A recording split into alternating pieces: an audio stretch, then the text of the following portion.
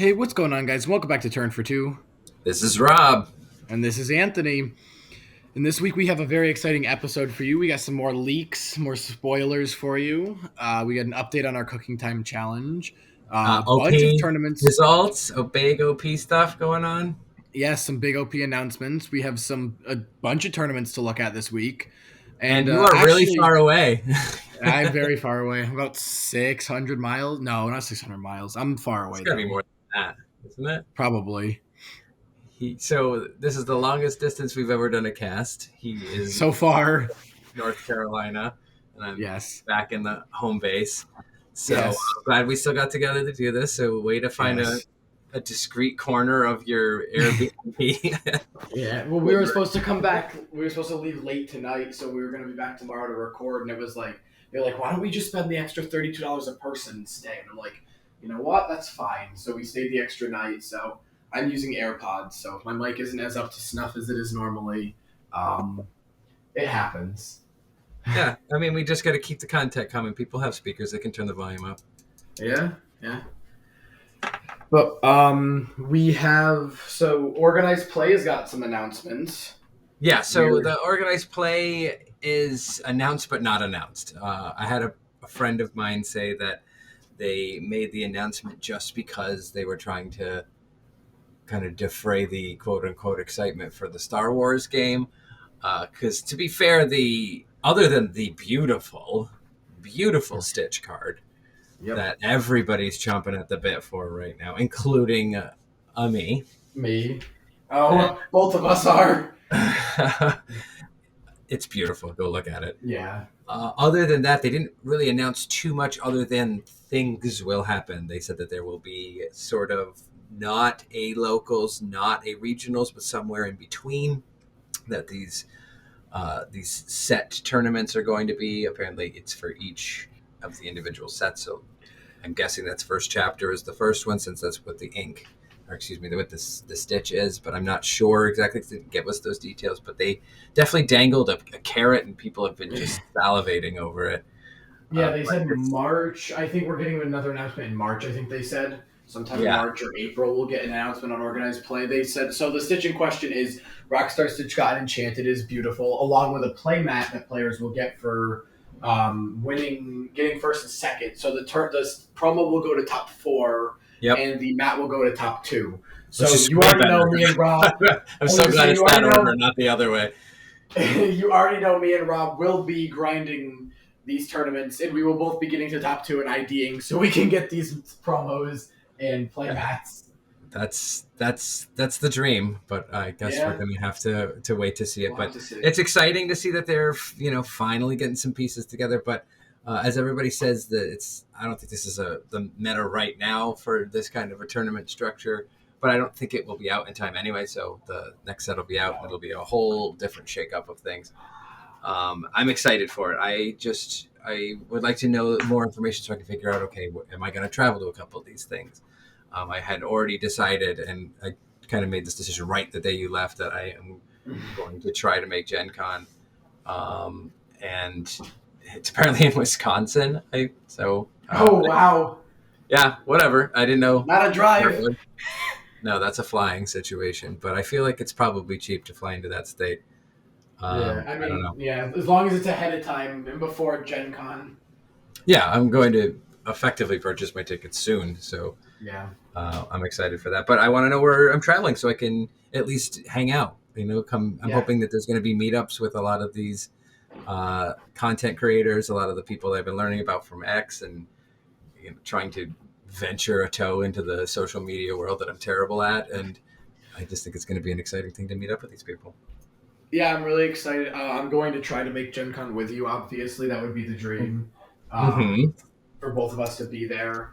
I mean, it should be a possibility. Obviously, I said most of you know I'm out competing for Pokemon Regionals. I did not win, so I'm probably not going to Worlds in August, but I probably will be at Gen Con with Rob. I'm assuming there will be a tournament because there's normally tournaments at places like Gen Con, so if there is, I can't speak for Rob, but I'm going to be 90% sure that if there's a tournament, Rob will be competing in it. As will I. Also, I've been trying to figure out what I could possibly do in a Not I don't know if I want to judge. Judging feels not as Casting would be fun, pretty but you also cool. get stuff. But yeah, I would love to commentate or cast. That would be really, Especially really the two of us as like a casting team. it's something that if I had the opportunity, I would do that over participate, even if that means Yes. being out on the card, which is hard for me to really say out loud. But I managed, and there I go. Good job, me.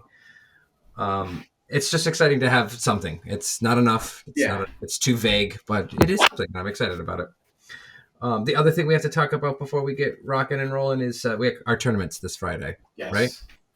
26th, yeah. 6 p.m. question mark? 6 p.m. Yeah, there are 6 people registered, including us currently. We will be trying to cast the finals as long as the two finalists. One of the two finalists is in our Discord and streaming to us. If it is both of us, which it could be, it'll be a very awkward finals to stream. Well, all it has to do is as soon as we get 8 players, we're out. That's I just want to add some volume to it, and if that's what it takes, that's fine. But I'm really excited to get our first one doing. We're planning to do these every other week, so that we can become more of a regular thing. We're going to post the decks on Inkdex, and continue to add to the ideas that people are getting through that. Yeah, some people that I was playing with today said that they were interested, but we'll see how that goes down. It was the La Aqualonia group, so shout out to them. So I'm excited today. What's that? Tell the people how you did, because I wasn't there. I actually don't know. How'd you do today? I went 2-1. That's pretty good. I lost 2 out of the 3 in the second round to a mirror match. It was very, very close. Played by another Rob. I played my new blue steel build that I've been playing around with, and they had a similar, kind of a little bit faster, which I think is what got them there. Yeah. Not necessarily faster with ink, but they had definitely better luck than I did in that.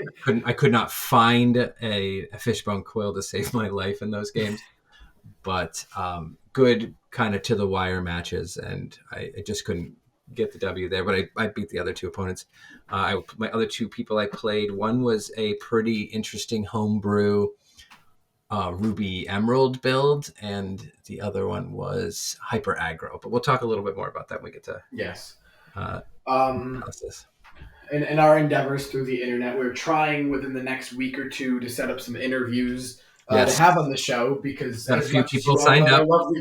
As much as you all love our lovely voices, we'd like to get some other lovely voices on here too to talk about their perspective, since we all me and Rob think not similar, but we have the same thought process for everything. So it's always nice to get an outsider's perspective on what's going on as well. So yeah, we've talked to a few people online. We've already have a couple people set up. There's another few that I'm really excited we could possibly do as well.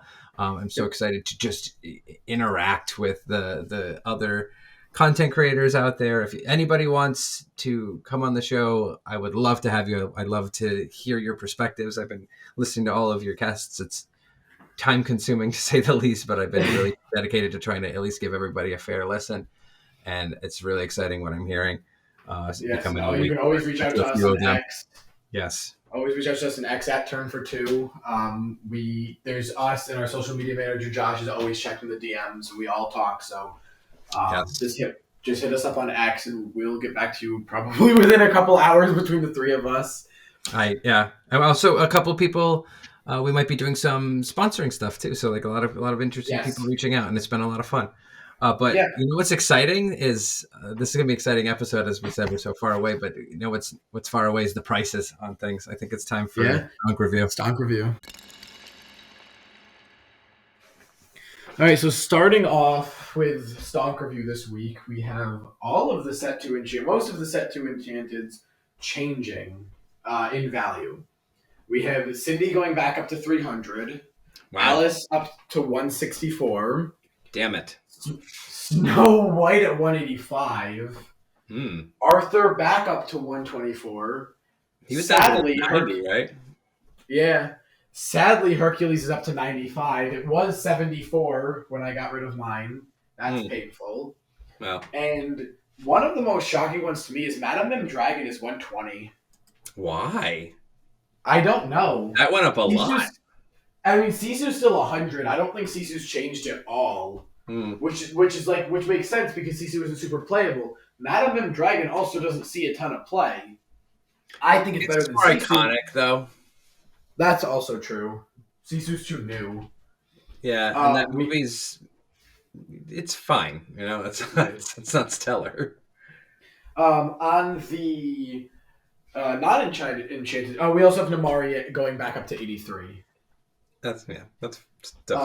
On the non-enchanted side of things, we have Mufasa hit an all-time high of 25 after being $9. It was 7 at one point. I think it was I think it was actually 650, 640. 647. I think it was. I said it.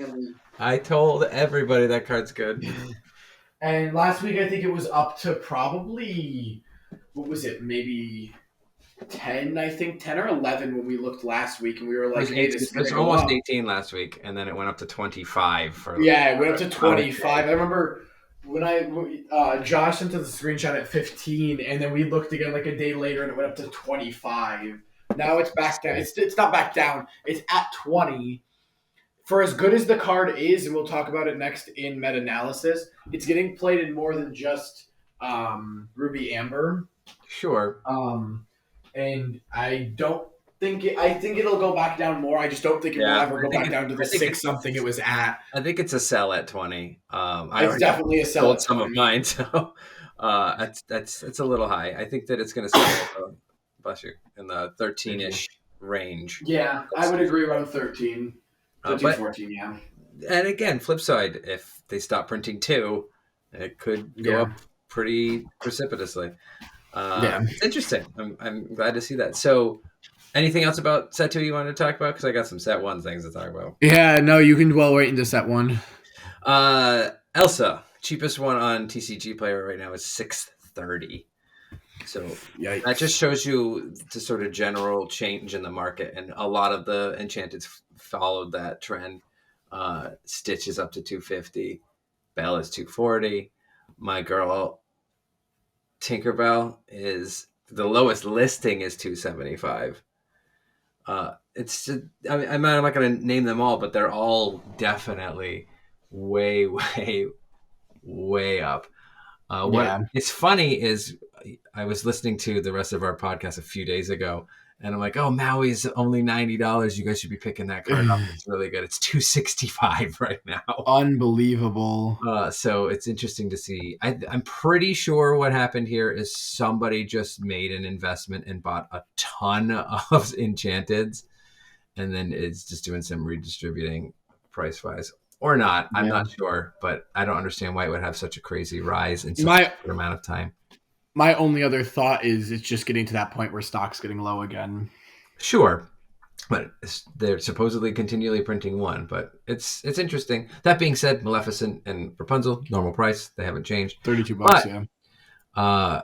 Belle, strange but special, as flying way up to 24 is the average right now.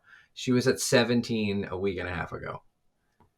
So that's interesting how she's jumping up. And again, I think that there's been a revival in Sapphire decks in general. It's just a crazy good card. I turned for 10 with her today. It was great. Twice, actually. Yeah. That's definitely a sell for me. Having 2 of her in play and being at 7 ink and then playing 3 cards down. Oh, God. Oh. It was beautiful. Anyway, Hades in the same deck, $20 each. Those are going up. These are all for me. These are all sells. They're going to make more of this. Yeah. I'm already listing a lot of these. Surfer Stitches are at 17. Elsa's back up. Those were 10. Ursula's up to 14. She's been a $7 card forever. Only other thing I wanted to mention is Maui went up to 7 almost from 5, and Fishbone Quill went from 1 to 4. So a couple of big jumps, and as you're seeing, a lot of the jumps seem to be in Sapphire's direction. So it's interesting that might be a trend. Speaking there, I think a lot of these are sells. Yeah, I would 100%. I Especially wouldn't the be bell. The buying. bell was $10 a while ago. I remember trading for one at 10. I don't think I would be buying them right now, but there's going to be some volatile market right now if supply is really getting that low. So I'm not Yeah, sure what the correct answer is. I just feel like in general over time that's a sell. But it's very interesting definitely. how quickly first chapter has risen and the rise of the floodboard has dropped. Yeah, I think it's. I actually shocked Floodborne has dropped because I've been saying to you, and I guess I was wrong in my prediction, that I thought around now would be the time where all the stock starts to get a little low again, Yeah. and all the prices start to shoot up before Yeah. set three, and then with set three would get restock, small restocks of one and two, and Yeah. it seems like one is starting to go out more than two is, and I don't know if that's just more demand for product because of people wanting more product, people realizing they bought so much two because they weren't sure how much they're going to get, Yeah. and now can get all the two in the world that they want, For and now. one is getting a little for now, and two is a little harder to get a hold of, or people are just going crazy for no reason. I don't think it's the last one, but it's a very interesting trend that I hope shows a health of the game. Yeah, That's a pretty big jump, and I still think that two is going to be hard to find soon. It's going to be super easy to find three, but two is going to be increasingly difficult to find. So that may bring those yeah, I prices back agree. up. So I may be on a buy for set two, but not Yeah. those enchanteds at that price. But I think that's pretty much a summary of what's going on. Stonks, you got anything else? No, I think with that we can get right into meta-analysis. All right, so diving right into meta-analysis, we have 5 tournaments to touch on. We'll talk about. We have a couple more we can touch on. Starting off with a 54 player tournament, if I'm not mistaken. Yep. From Versus Games. And there's only 3 decks. We're just talking about number 1 here, which is Amber Ruby Amethyst Bounce Control. Momentum Control, it's called. It has Cusco. Heyo. I was gonna say, so the big new thing we're seeing in a lot of decks, all due to Breezy, of course. He did it. Is the 4 of Cusco's. I am seeing a lot of Cusco's running around. Yeah. I was pretty big on that card from the beginning. I'm glad to see that it's good. And Breezy's been singing the praises of that card for a minute. So it's finally, you did it. The dream came true. One of the other interesting things is the one of most diabolical scheme, which is one of my favorite cards last week when we did our that's card challenge. I really want to just start putting that in stuff, and the more villains that come out, the greater that card becomes. It's going to be silly. Yeah. I don't understand the one-ofs. Again, the one of Ursula, the one of most diabolical. They at least have 2 spell books and 2 else's. Yeah. So, it's same old stuff pretty much, but it's interesting that there's a couple of little changes, a couple little evolutions. So the next one we're going to talk about is the Laughing Dragon. Yes. It was a constructed 1K. It was 50 players in the US. So we'll start from 3rd and work our way up.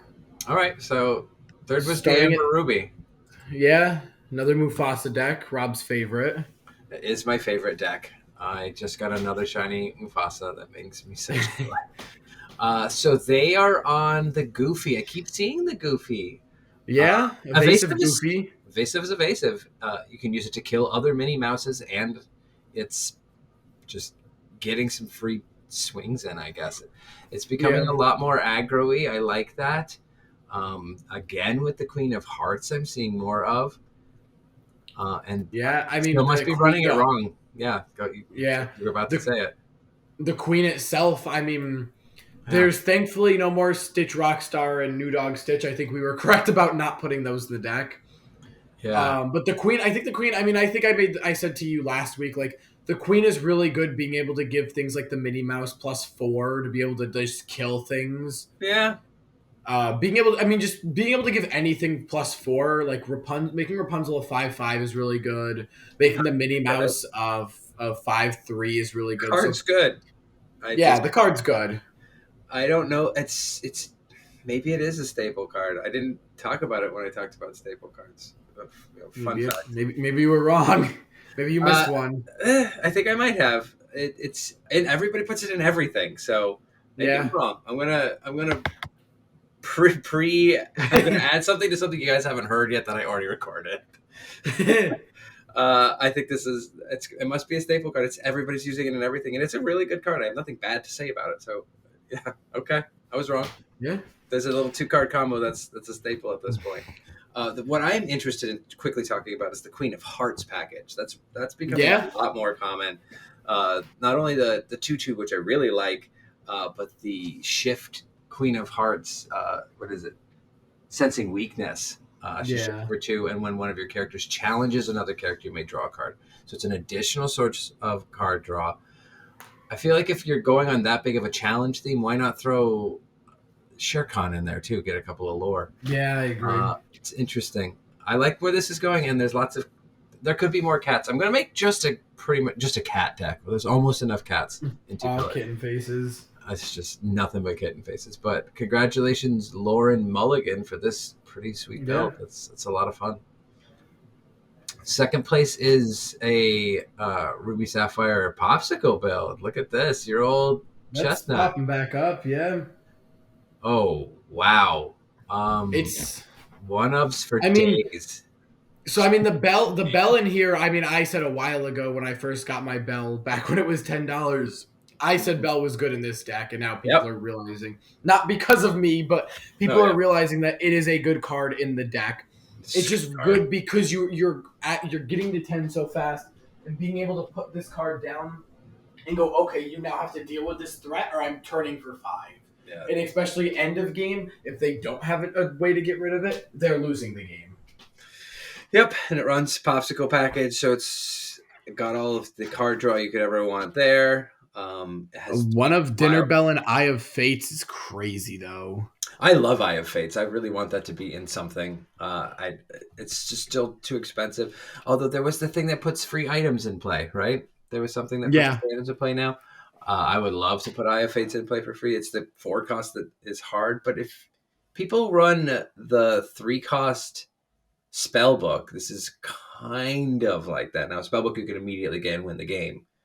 Yeah. This does a similar thing and is ink. Oh, wow. There's more to this deck than I didn't see. I opened it and scrolled down because normally it's only 3 lines. And I'm just oh, let me see if there's any one of... And then I just see Mickey Mouse, one of Nothing to Hide, Shield of Virtue, and Tamatoa. Wow. Yeah. You don't draw... there's a lot of card drawing here, so I'm not saying that you don't draw a lot of cards, but do you draw enough cards that one of Shield of Virtue is really worth not just having a little more consistency in one of the other cards you want? Yeah, that's... I don't know. Some of that's second crazy. Place speaks for itself, I guess, but... I guess. Interesting. So, Stephen Obrist, you have me scratching my chin, my friend. Last but not least, Ruby Amethyst. Shocker. Aggro Bounce. It's an aggro build, so I do like to see an aggro build win too. Ooh, Fan the Flames. Interesting. Really big on the aggro. Yeah. I like that a lot. That is an underrated card right there. 1 cost, do the thing that LeFou does. That's... Wow. Yeah, other than that, I think it's very... 4 of the 1 cost Minnie Mouse, 3 Teeth, and Ambitions is a little overkill, but... I don't know. You do use this? I feel that there's a lot of things that you can chuck it off of a rabbit or either of them. No, yeah, that's true. And especially with so much things on the way. The thing I'm surprised it doesn't run is Befuddle. This feels like a deck that would run Befuddle.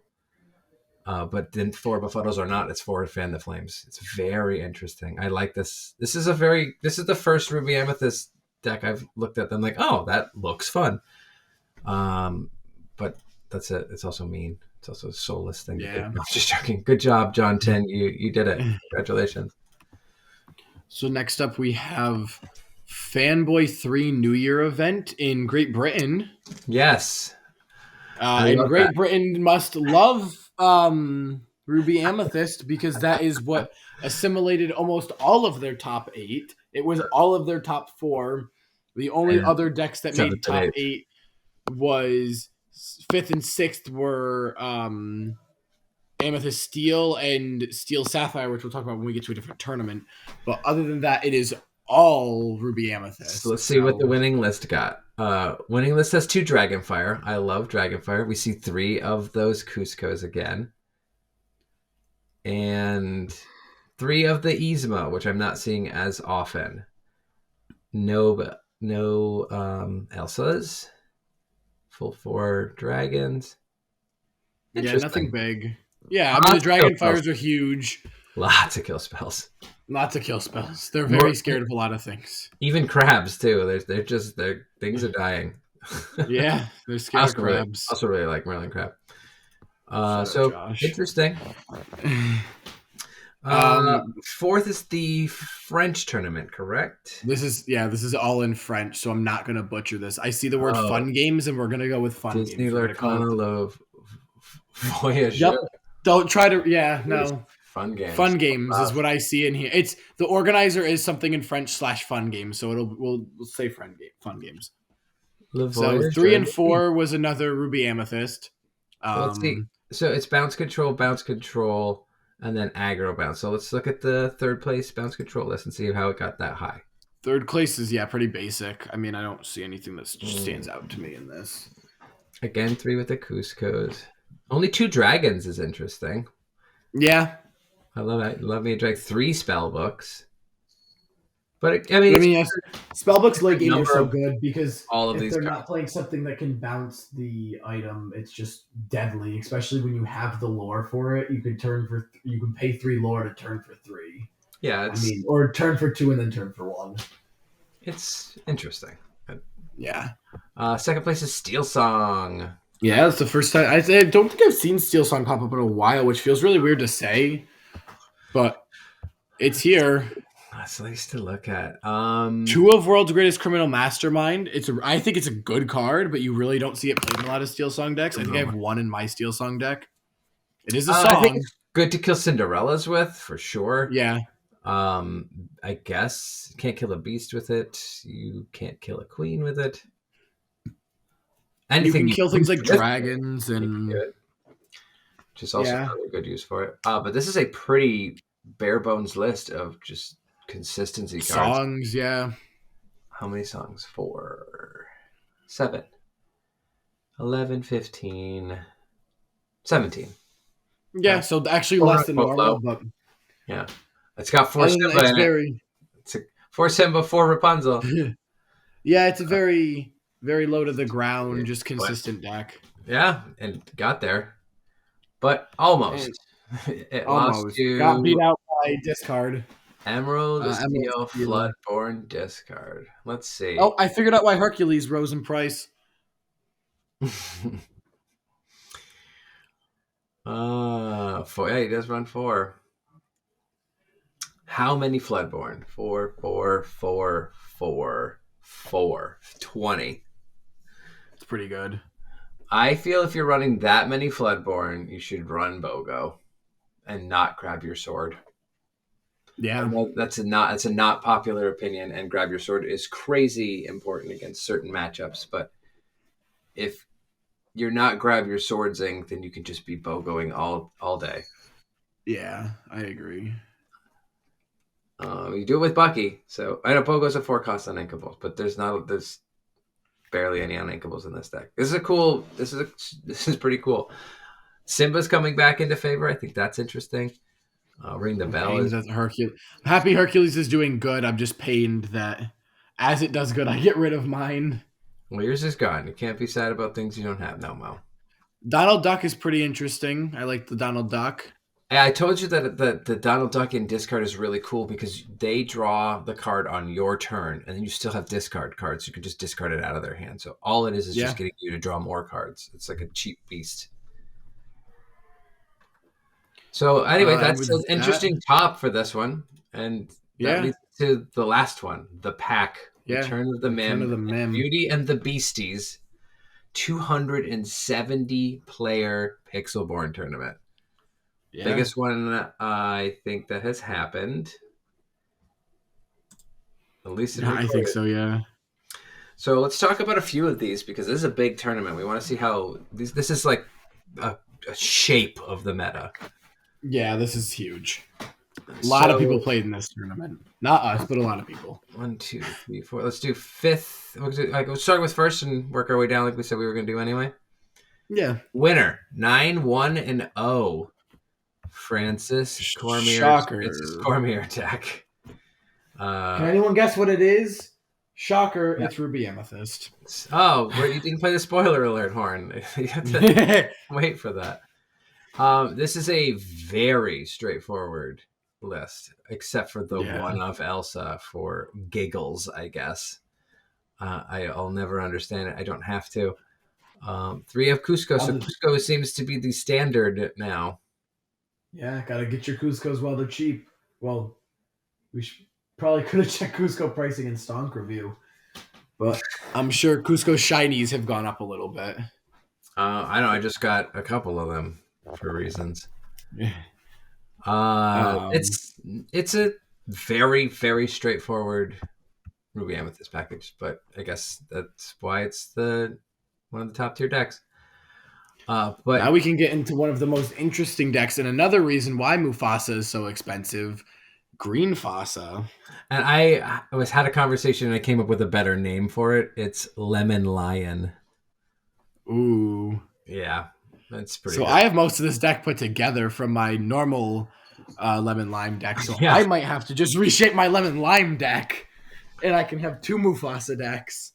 So yeah, this is just, it's aggro. It's aggro and a splash of, what's that card? Aggro. Yeah, that's all it is. Just turn dude sideways with this. It's very interesting. I saw it played today at my the locals today, and it is neat. It's not a lot of bells and whistles. It's either bells or whistles, whatever one is just no bells. Well, there's Tinker Bells. Okay. No whistles. Fair. So it's Tinker Bells and whistles.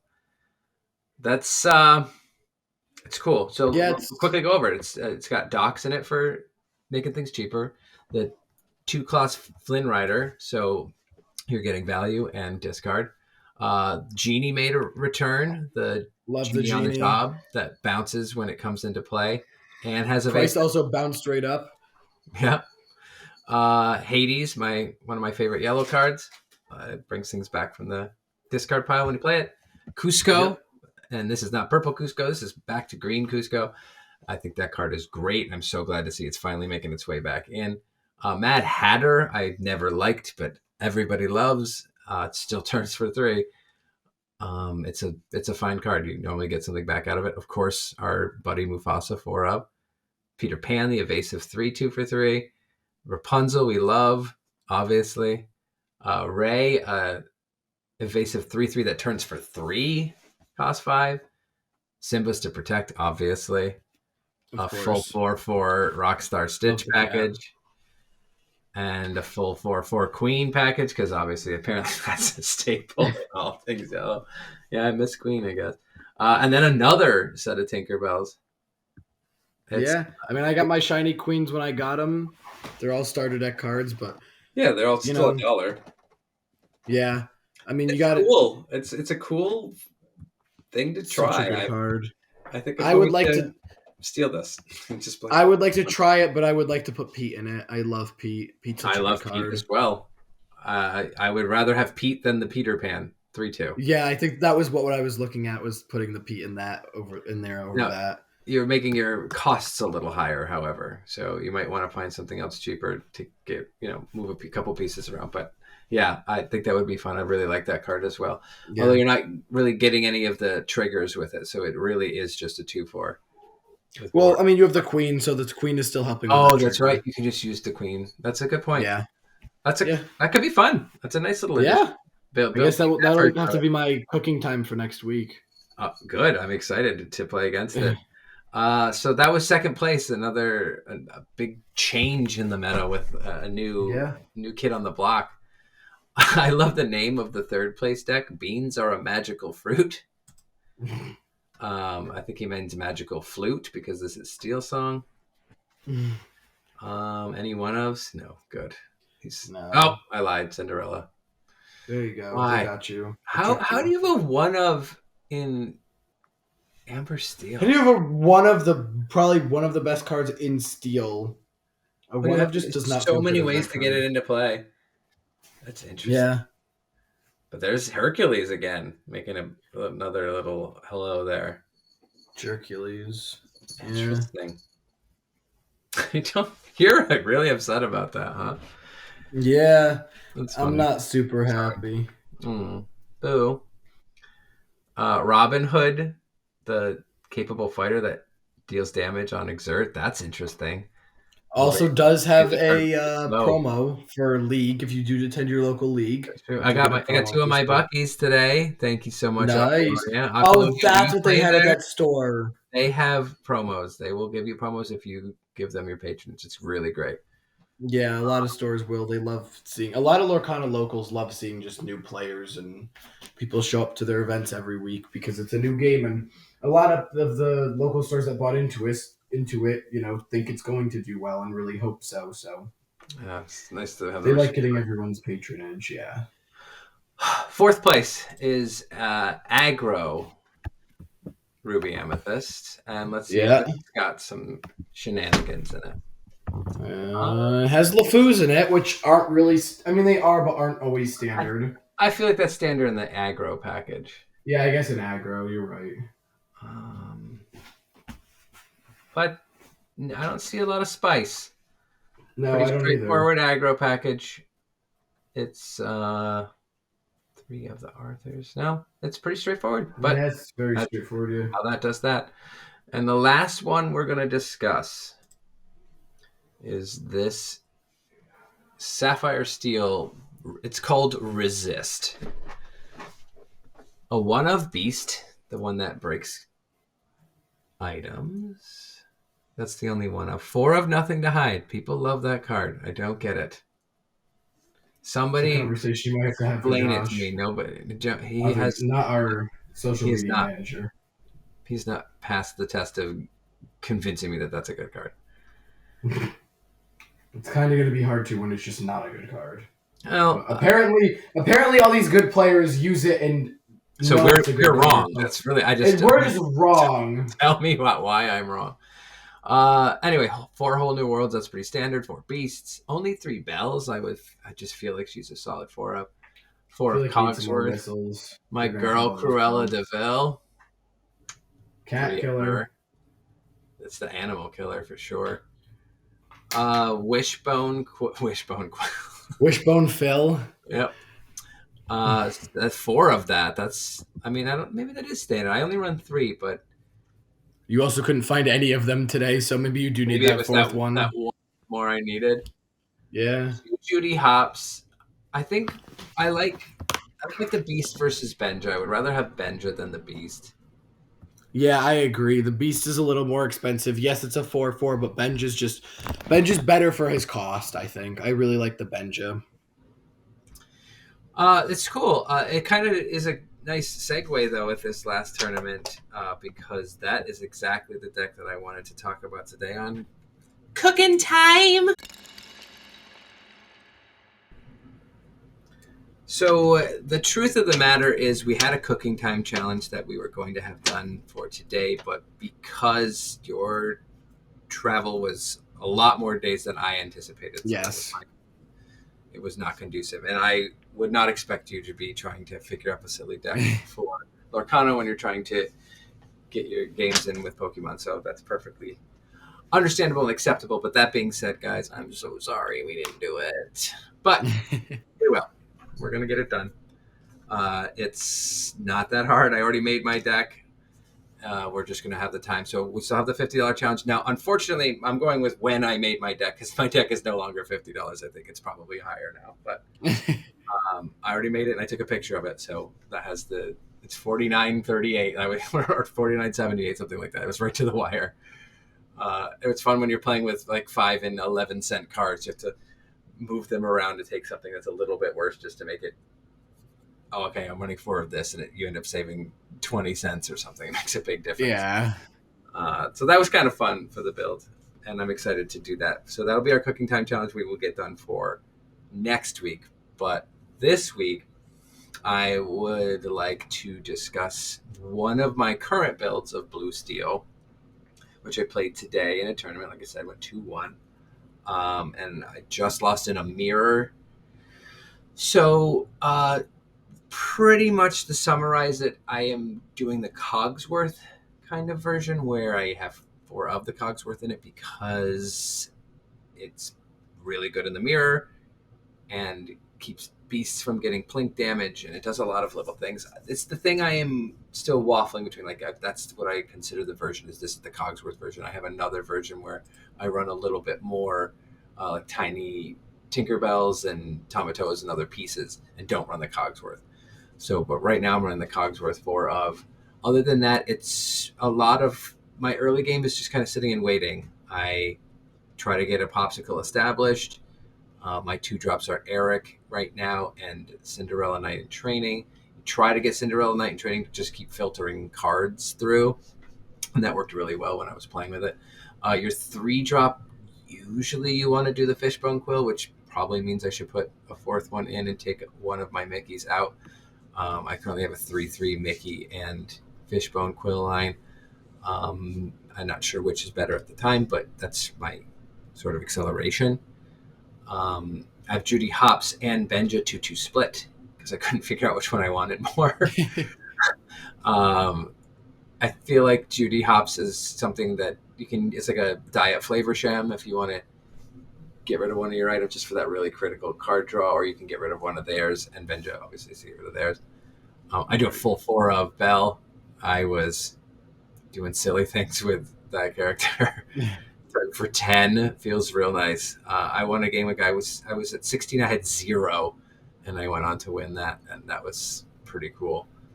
I only run 3 Flavorsham because it sucks when you don't have a popsicle or after, because then it's just a 1/6. It doesn't really help you get any further. And I did not have a problem drawing into him, so I think 3 is a fine number for him.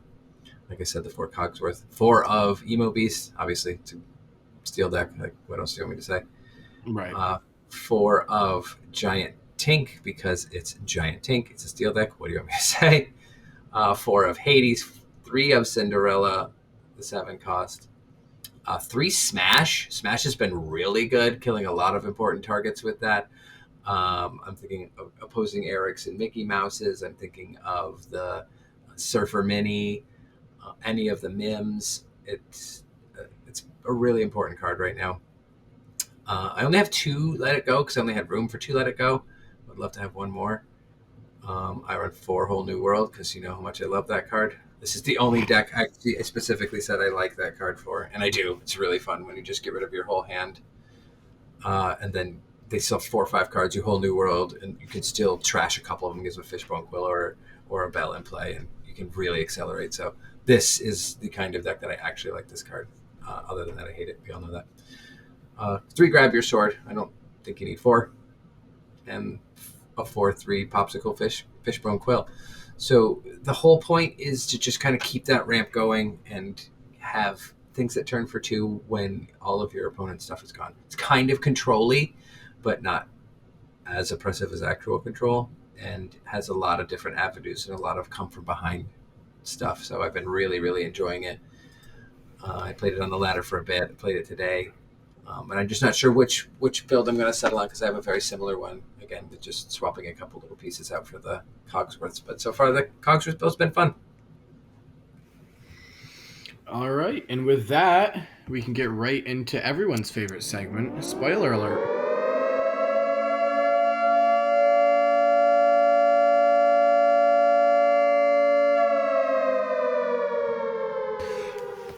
All right, so getting right into Spoiler Alert, we have a couple new cards, some officially revealed and some leaked.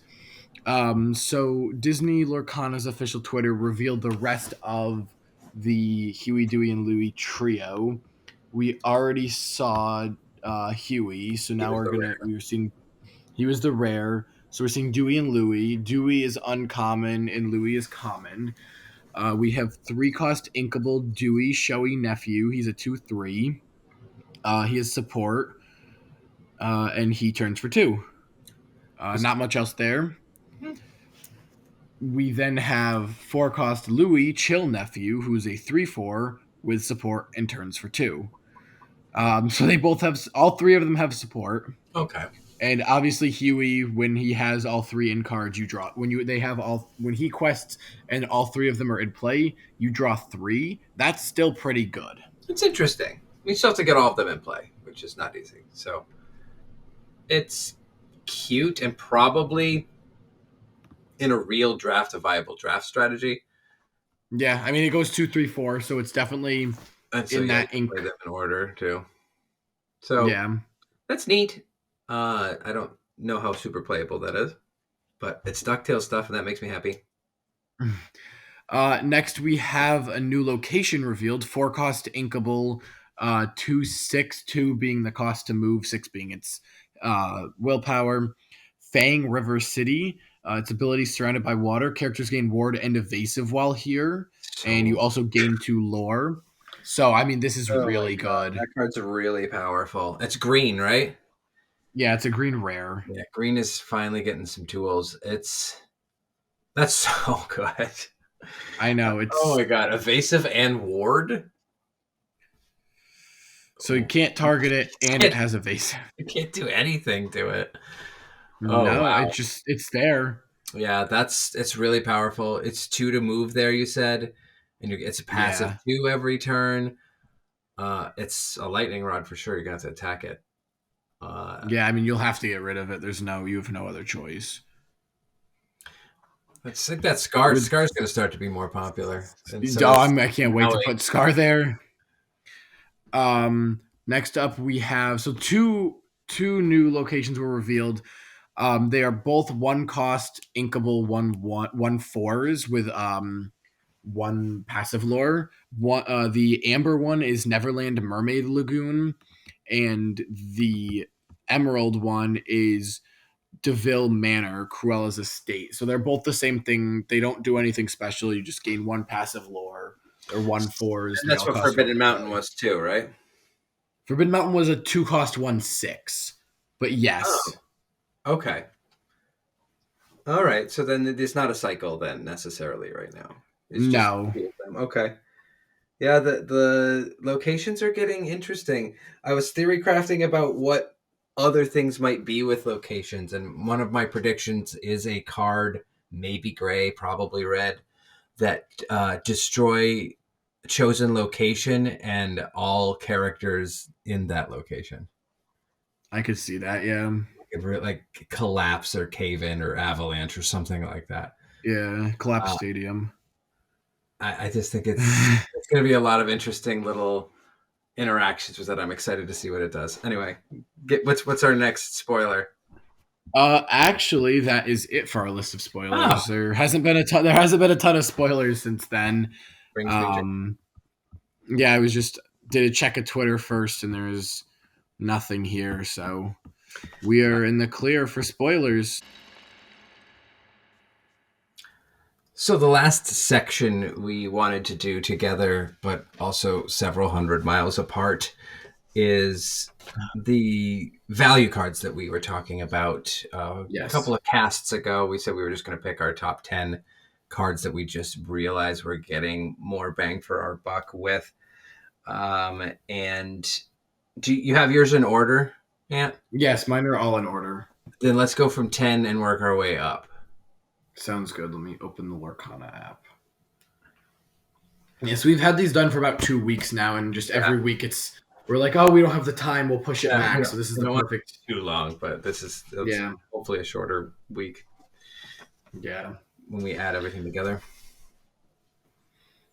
All right. So I'll start it off. My 10th place is 1-cost Captain Hook Forceful Duelist.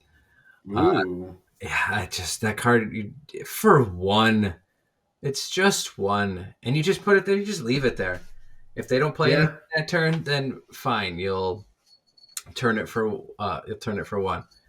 But most of the time, it's just sitting there. It's a 3 damage kill spell, and I love killing things that only have 1 strength because you get to not die.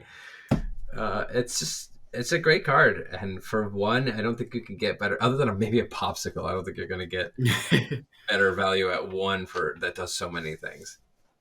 Yeah, no, that's actually my 10th is popsicle. Okay.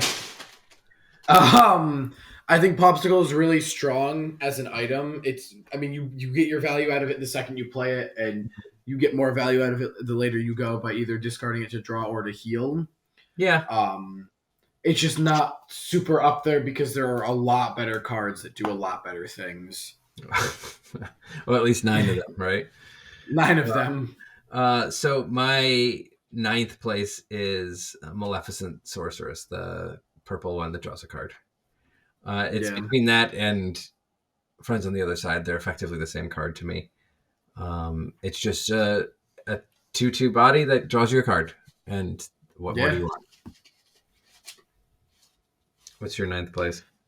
My 9th place is gonna be Mufasa. I love Mufasa. I feel like you always get value out of Mufasa? Yes, every time he dies, you get value. Yeah. The second he hits the board, you're getting value out of him. That's true. Even if you get a 1 cost, you still got a 3/3 and whatever your 1 cost was for 5 and 2 different. And you didn't pay for it. To it, so you have to have a kill spell for the first one and have a kill spell or an attack or whatever it is. So it just demands attention. I agree. Yeah. It didn't make my list, believe it or not, but it's a wow. I love that card. That doesn't detract my love. What's your 8th? My 8th is Maui. Red Maui. What is it? Hero to All. I love Maui. That's actually higher up on my list than 8. All right. Well, he's a 6/5. He just deletes something. That's why you play him. Otherwise, you don't play him or you ink him. He almost always kills 2 things, often 3 things. It's just a really, really efficient card. I was never big on it in the very beginning, and that was the only enchant that I've ever opened. And traded. Yeah, well, he wanted it more. It's just a great card. That's my 8. Yeah. My 8 has to be Lucifer. I love Lucifer. Oh, yeah. Every time you play it, forcing your opponent to discard either 2 cards or 1 action card always feels super good. Okay. Just being in, regardless, even if it's not in a discard deck, just playing it to make your opponent get rid of things is always a good thing. Because if they don't have that many cards in their hand, which certain decks end up being that way, they're discarding their whole hand sometimes. Yeah, I played it when I was playing my green steel deck originally with Relentless Beast. It's just a good card. I'm with you. It doesn't feel good to play a 2/2 for 5, especially if your opponent doesn't have any cards in their hand, which sometimes you just have to because of the game state. But other than that, you always get that value out of it. I agree. What do you got for 7th place?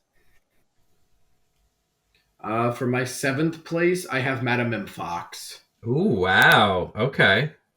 Fox is really useful, helps you bounce a lot of things, and a lot of the times can save your characters from dying. I don't know how many times I've had a character with, a card that's higher up on my list, Scar, with 4 damage on it, and you can bounce it right back up with them into your hand, and it is now, free of damage. And then you can play it again next turn and wipe their entire board. Yeah, the card is silly good. We'll talk about it later it's also on my list, but it's a little higher. My 7th is Giant Tank. We all know how much I love Giant Tank, but it's not because it's just this pretty card that I is just drool over. It's so much value, especially when you shift with it. When you shift with it, it's backbreaking because you're doing 1 damage to everything. You shifted with it because you're about to attack into something. You're getting 1 damage on everything. You're killing something, and you're putting 2 more damage on something else for 4. Yeah. Otherwise, it's just such a good card. It's just a crazy. You're getting always damage on stuff. You're always. Nobody even wants to turn when you have one because they're like, oh, I'm going to have an inefficient turn at this point. It locks games down. She's so good. Yeah. My number 6 is actually a lot higher than I thought it would be, is Cinderella Ballroom Sensation. Okay. And it's only up there to go with my number 5, which is... I guess go for it. Spoil it. Is Ariel Spectacular Singer. Okay. Both of them are 6 and 5 just because of how good they are at singing. Okay. Or 6 and 4. Ariel's a better singer. Yeah, Ariel's just a better singer. I mean, I guess at the end of the day, Ariel is being able to look at cards with Ariel is one of those really good things. But they're grouped together for me because they're both really good cards and they both do really good things. And just being able to sing for cheaper earlier turns always feels really good, especially when it's a grab your swords or even if it's a whole new world. Like being able to sing songs before they're supposed to quote unquote be played against your opponent is always pretty detrimental to your opponent. Oh, I think that's a solid reason. My 6th place is Let the Storm Rage On. Actually, it's fun that you said the Cinderella because with Cinderella, that card is really good. Yeah, you're fine singing it at 3, but singing it at 1 is silly. But doing 2 damage is good. It plinks things the way you need it to. It doesn't kill a ton of stuff, no, but it just sets things up. It moves things around. It puts damage on things. It makes people not want to attack you because they have damage on their thing and they know that they're going to now have a disadvantageous attack. And you get to draw a card. And it's just it's a really good card. I think it's an efficient use of juice. I agree. So my 5th is Flynn number Rider. 5. Ooh, Flynn Rider. Flynn Rider. It's the stylish rogue or roguish rogue, whatever it is. The 2 cost. Yeah. And 2 because you turn for 2 with it at least once, almost every time. If not, you're turning for 4 or 6 or whatever because they don't want to deal with it because people don't want to deal with it because you have to discard a card when you attack it. So even if you only turn with it 1 time, gain 2 lore, and they have to attack it, they take 1 damage, and they discard a card. Would you play a card that says gain 2 lore, have your opponent discard a card, and they put 1 damage on something for 2? Yes, you would, because it's crazy efficient. Yeah. My number 4 is a little higher than yours, but Maui Hero to All. Okay, yep. Maui is it's very good. I mean, it kills everything. It can only attack once.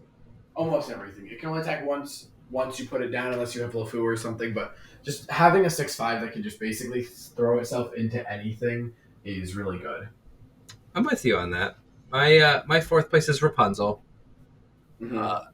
I said was one of my favorite cards when we did that segment a while back because I loved it, I hated it, and then I loved it. It was interesting how the love of that card changed because I'm like, this is just ink, this is useless, and then they had that first heal. Yeah. I was like, okay, all right. I love that first heal. Love that first heal. Nice. It just brought me joy, and you're drawing cards, you're healing a thing, you're setting things up. It's draw in yellow. It's just a great card. Yeah. My number 3 is Lady Tremaine. Ooh, okay. A little higher than I think a lot of people would like to put it. But I think being able to just play a character and force your opponent to discard a character feels stupid good, especially with it's getting slowly to the point where people are being able to play around it. But especially late game, especially in red, when you're oppressing them and it's be prepared. They wipe their board. They play a character. You Lady Tremaine them the following turn. You wipe their character off the board and then are turning for 2 next turn. If not 4, because they can't deal with it. It's silly. It's very silly. Very fun play is you play the Lady Tremaine. This is late game, right? You play the Lady Tremaine. They're like, oh, I'm safe. I have 2 things.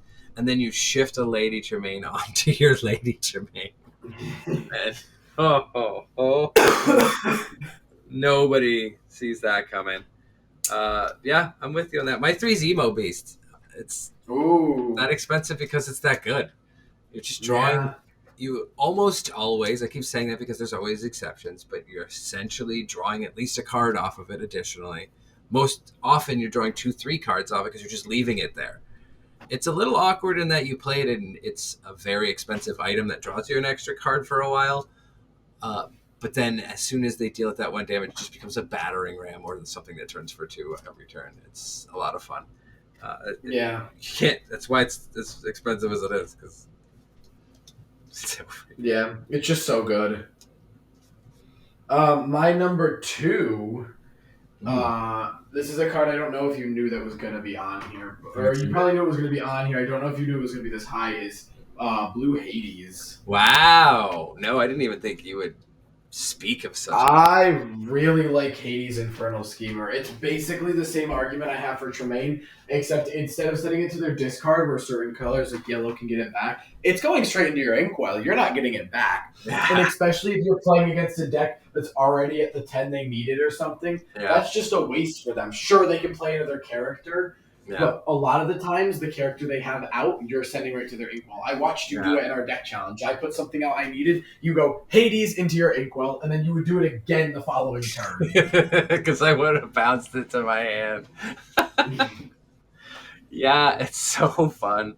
It says on the card, is there a downside to this?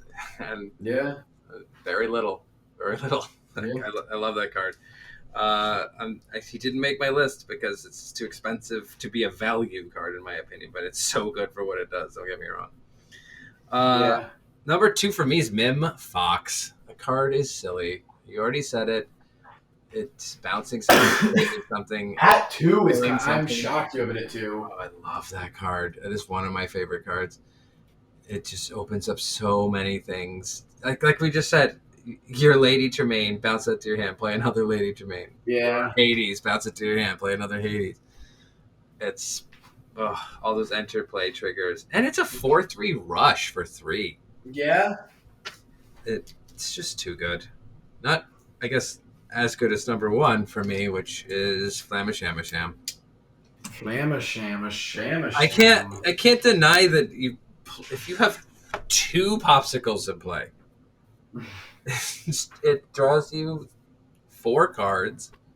Yeah. And in that time, gained you 1 lore. And it's a 1/6. It's a pain in the ass to deal with. Oh, it's terrible. Unless you have a Maui. There's something that kills it. But it's just, I can't. I was going to say Mim Fox is what I wanted to be first, but I can't. The value you get out of Shama is just too good.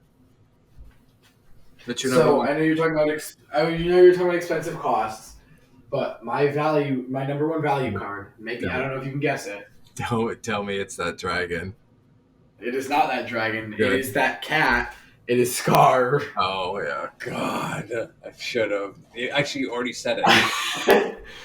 So, as much as it is expensive, 7 is an expensive cost. 7's an expensive cost for Be Prepared. Okay? Hear me out. That's the actual price of Be Prepared. It's not overpriced or underpriced. That's how much it costs. I can kill everything like with Be Prepared, and most of the time, also get to gain 2 lore the following turn. I think that's pretty valuable. If it's still alive. I knew it. I knew this was gonna be a soapbox event for you. I had to have knew it. Oh man. I will preach Scar until I'm blue in the face. He's my green pea. He's my red pea. He's basically my red pea. Yeah. It's a good card. I don't know that it's a value pick, but I'm glad that you got to talk. All right, and with that, we went actually longer than I thought we would. That was gone.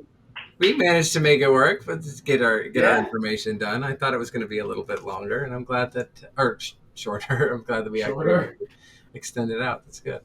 Yeah, so Rob had a little section he was going to do, but we're going to save that for another week with this staple cards. Yep. But with that, thank you guys for listening this week. Don't forget, our tournament is Friday, the 26th. Yes. So be sure to register, and we hope to see you in that. And where do they register at? What is the website? It is on Limitless. The easiest way to find the tournament is to go to our link tree at linktr.ee/turn-for-2, and it should be right on there, along with our X, where you can message us about anything you want on there, and we will most likely respond within a couple hours. Our YouTube and Spotify links are on there, along with the link to our Discord channel. Yes, I'm excited that we finally have these ways to reach out. I want your guys' questions, if there's a topic you want us to discuss, if there's something you totally disagree with and you want us to reevaluate, let us know. I want your input. I want to have these conversations and figure these things out. I'm very excited for it. And now that we finally have an outlet to do that. I also quickly want to say I'm very excited for next week's episode. I've done a lot of work on it. And yes. It's something that it's been exciting. I'm not going to give anything away about it, but the research has been done, and we just need to run a few things to get it together. But I'm very excited about it. That also being said, we have one other thing with that is that we will be able to do our actual Cooking Time challenge from last time. And yes, you can expect on Cooking Time next week. We will do our $50 challenge, and we will see. 100%. I have advantage because I built my deck before Ant, and now Ant has the restrictions of the current pricing, so I have that to my advantage. But yeah, with that, we will see you guys next week, and thank you for listening. Thanks for listening, guys.